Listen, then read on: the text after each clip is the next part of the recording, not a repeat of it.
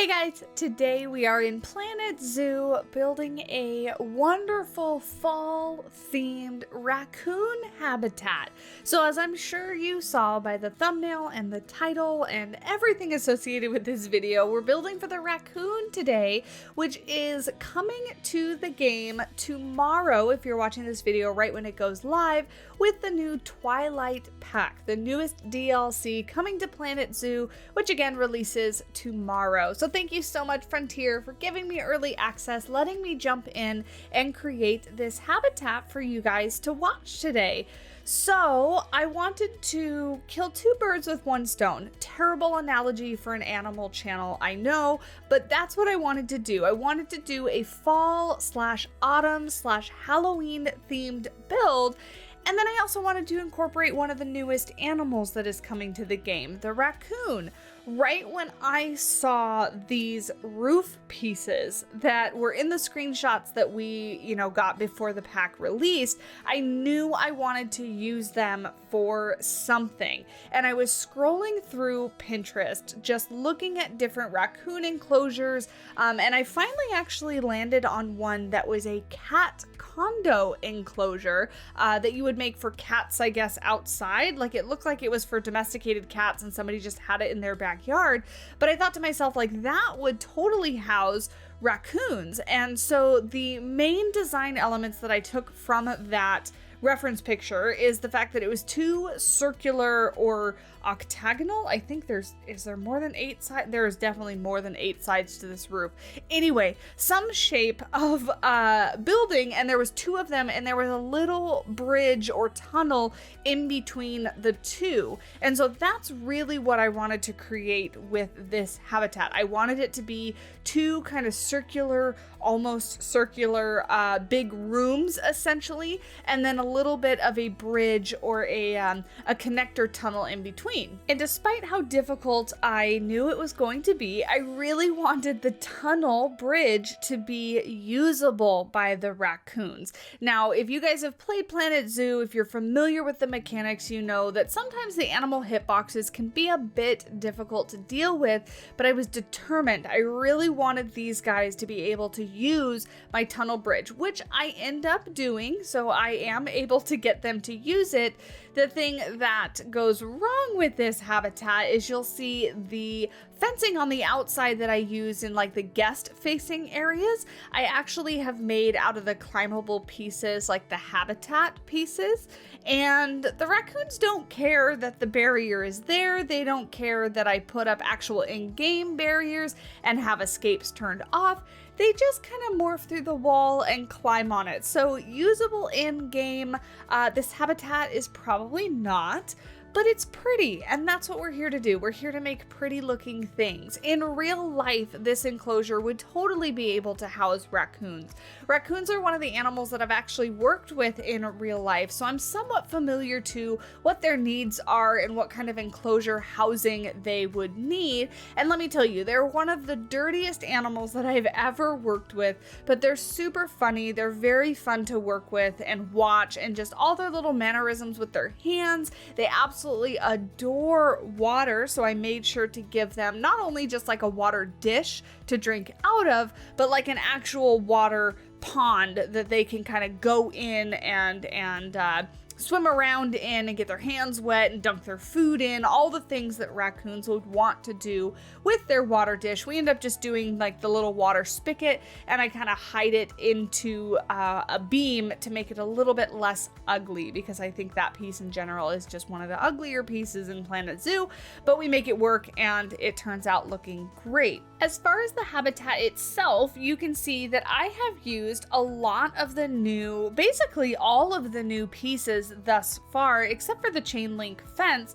but we got those new beams and we got those new wood panel pieces. Now, if you would have asked me before the Twilight pack released if I thought Planet Zoo needed an additional beam or if it needed an additional wood piece, I probably would have said no, that we have a lot of those already.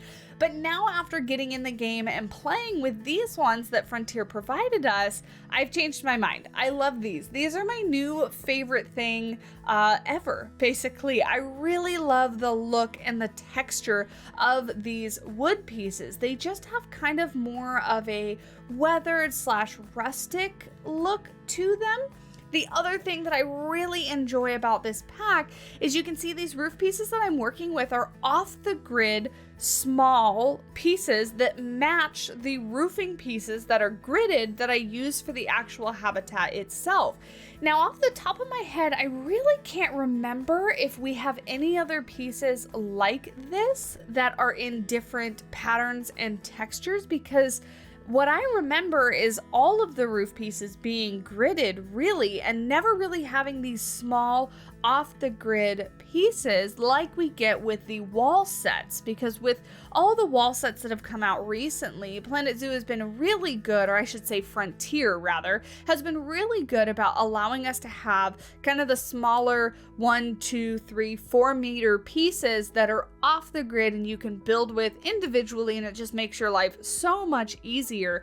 But I honestly don't remember that being the case for roof pieces. So if that's the new standard going forward and that's what we can expect, I am all for it. I am here for it. I'm excited. The more off the grid pieces we can get, the better. Please, just everything off the grid. I would love to spin, rotate, raise, lower any piece to my heart's desire.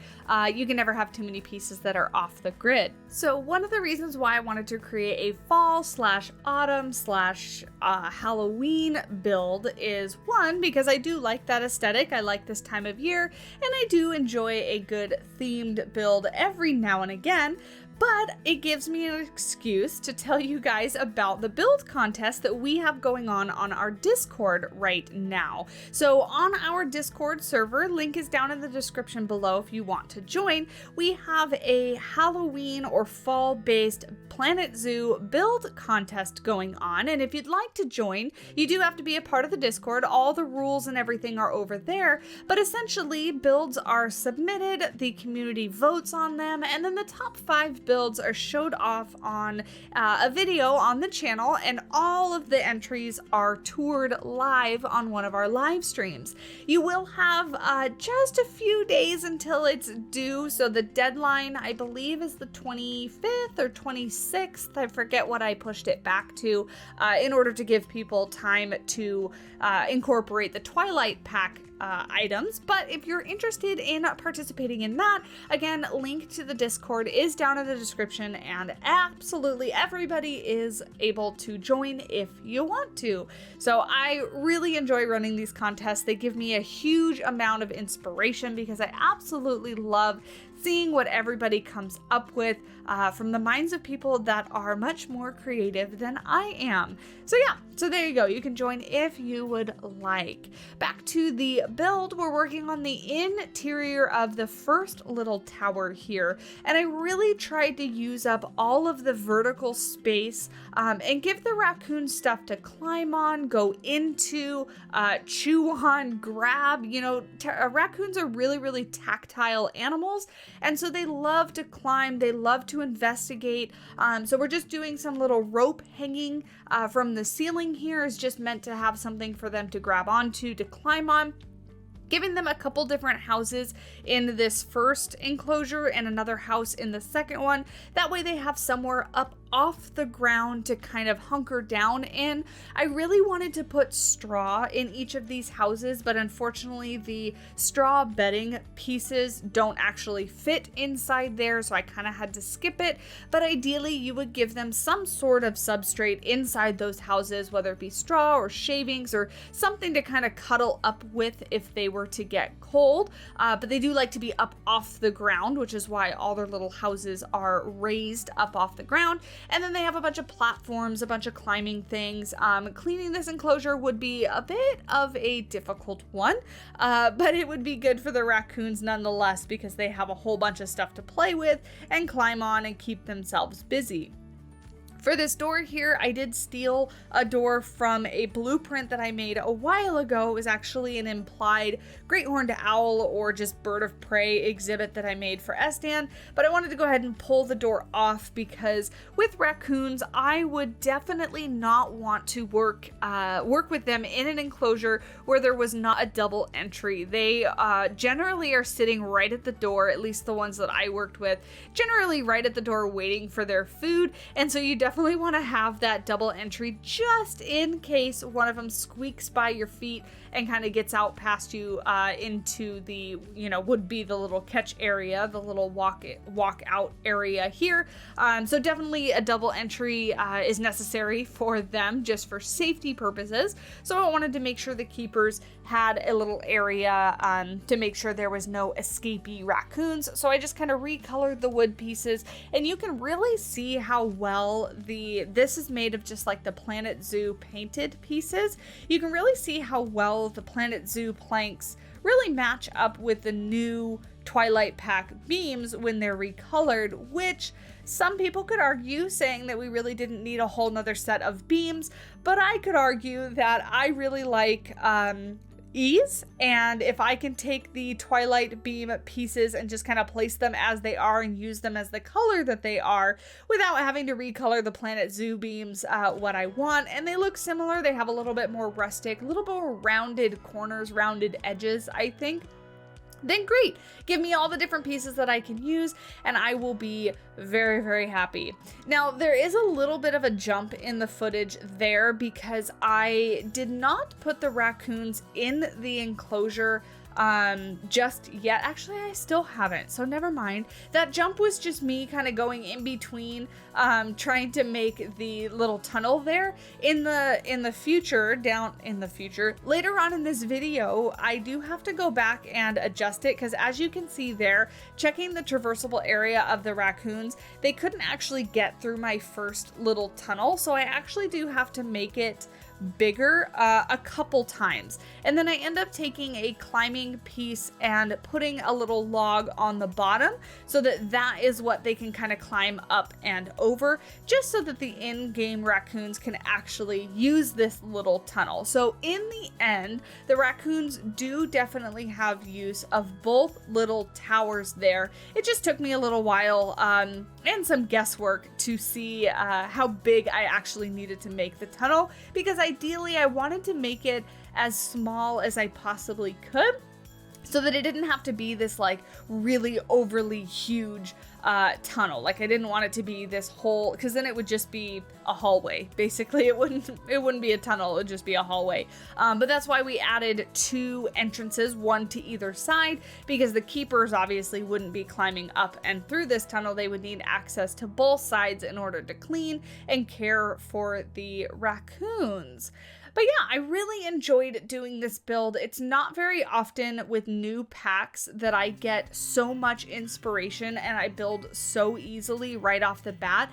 In fact, with new packs, you might think like with new pieces, new animals, the inspiration is easy, and sometimes it is, but not always at the beginning. Usually when we get new packs, I really struggle because there's a lot of pressure to actually put something together and get something out on a deadline. It's really the only time that I give myself a hard and fast deadline because, you know, the pack comes out on a certain day and I want to be able to have something done and put together for you guys when the pack launches, whereas, you know, the rest of the builds I kind of just get them done when I get them done, and so it's a little bit more stressful and it kind of impacts my creativity and my inspiration sometimes. So I was really excited about the fact that like when I opened this up for the first time and got in here, I did a little bit of exploring like what pieces we have. You know, I filtered for the Twilight pack and just kind of looked at what came